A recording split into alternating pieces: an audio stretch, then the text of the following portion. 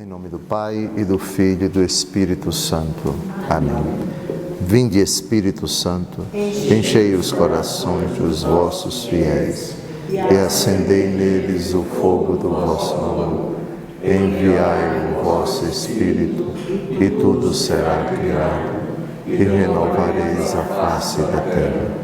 Oremos. Deus, que instruístes os corações dos vossos fiéis com a luz do Espírito Santo, fazei que apreciemos retamente todas as coisas, segundo o mesmo Espírito, e gozemos sempre da sua consolação. Por Cristo Senhor nosso. Amém. Nossa Senhora das Graças. Em nome do Pai, do Filho e do Espírito Santo. Amém. Que alegria encontrá-los diante do televisor, do celular, do computador, para conosco refletir assuntos de interesse da nossa fé católica apostólica romana. O nosso estudo bíblico aqui em Brasília avança. Continuamos a nossa catequese sobre os novíssimos. Novíssimos são as últimas realidades que acontecerão com a aventura humana terminada a sua breve peregrinação aqui na Terra. São 4 os novíssimos: morte, juízo, inferno e paraíso. Ao tema da morte já dedicamos algumas aulas. Estamos agora retomando o tema do juízo, juízo particular. O juízo é o acontecimento que individualmente ocorrerá com cada ser humano, terminada a sua aventura aqui na Terra, e isso acontece imediatamente após a morte. Não se trata do juízo final, que é o grande, o solene acontecimento descrito no capítulo 25 do Evangelho segundo Mateus, que terá como protagonistas todas as criaturas humanas e todas as criaturas angélicas.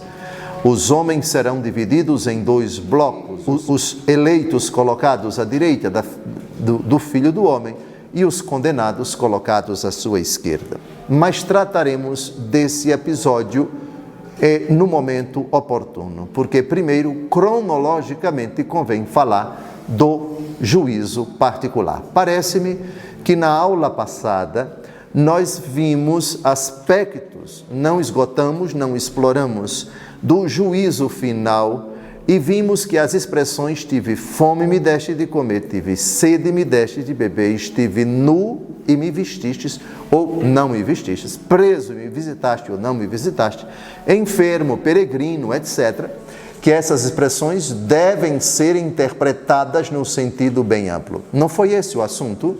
Sim. Muito bem.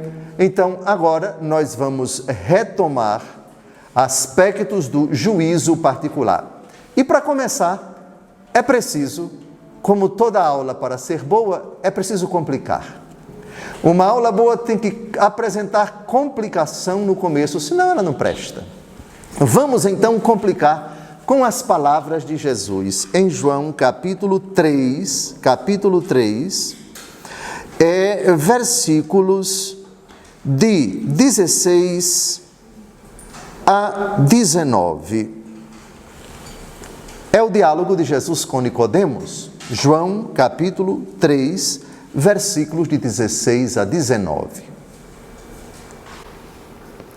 Com efeito, de tal modo Deus amou o mundo, que lhe deu o seu Filho único, para que todo o que nele crê não pereça, mas tenha a vida eterna. Pois Deus não enviou o Filho ao mundo para condená-lo, mas para que o mundo seja salvo por ele. Agora vem a complicação. Quem nele crê não é condenado, mas quem não crê já está condenado, porque não crê no nome do Filho único de Deus. Ora, este é o julgamento. A luz veio ao mundo, mas os homens amaram mais as trevas do que a luz, pois as suas obras eram más. Atenção! Reparem no versículo 17, que é dito claramente, é Jesus quem diz que o Filho não veio ao mundo para condená-lo. Mas no versículo 19, diz que já houve julgamento. E no versículo 18 também. Ora, para uma pessoa já estar condenada, por favor, me digam, não é preciso um julgamento prévio? Então temos que resolver esse imbróglio. O julgamento ainda vai acontecer e o julgamento para quem não crê em Jesus já aconteceu. Como é possível isso? E mais, o Filho do Homem não veio para julgar ninguém, não veio para condenar ninguém. Eu não te condeno, disse Jesus. Mas aqui Jesus, é claro, já está condenado. Não é bom? Não é bom complicar? É bom porque aguça o interesse. Vejam.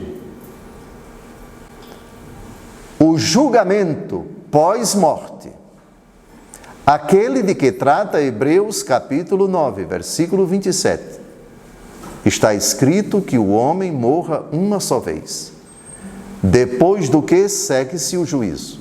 Ainda não aconteceu. Esse juízo só ocorrerá após a morte de cada pessoa. Mas, enquanto estamos a caminho, o julgamento de quem se recusa a crer em Jesus, quem não crê nele, já está condenado, porque é uma autocondenação. Qual foi a frase de Jesus em Marcos capítulo 16, versículo 16? Quem crê e for batizado? Quem não crê?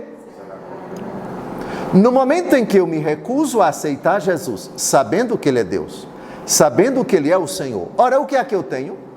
Eu tenho uma recusa formal. Eu não estou falando de recusa material. Recusa, a distinção entre matéria e forma.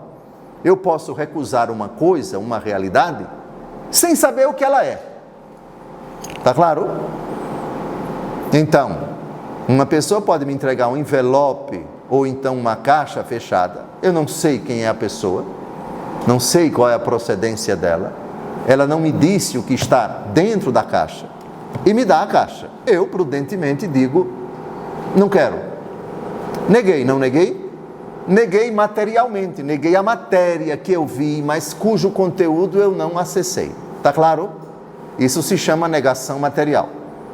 Negação formal é a negação do que está dentro, é a negação do conteúdo da matéria. Se eu abrisse a caixa e visse o que estava nela e eu negasse, não quero o conteúdo da caixa.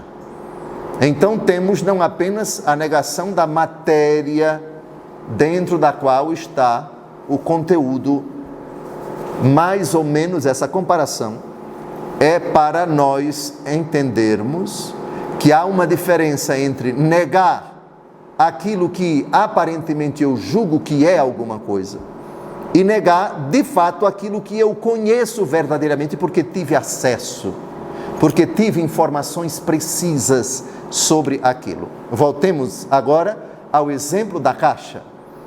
A caixa tem, sei lá, pedras preciosas que alguém mandou para mim. Um exemplo.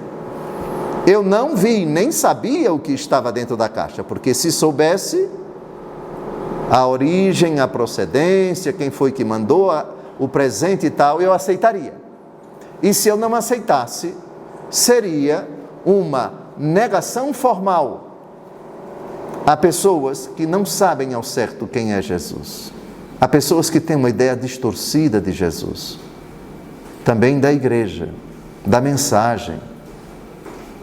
Noção vaga, noção imprecisa, noção superficial, noção inverídica de uma coisa é diferente da negação dessa realidade quando você tem acesso a ela, quando você sabe, quando você ouve o mínimo necessário para que você tenha uma noção a respeito daquela realidade. Por que eu digo isso? Porque há muitas pessoas que, sem culpa, nunca ouviram falar de Jesus. Pensemos os que vieram a esta terra 5.000 anos antes de Cristo, 10.000 anos antes de Cristo. Não se pode dizer que uma pessoa que viveu tanto tempo antes de Cristo, sem culpa,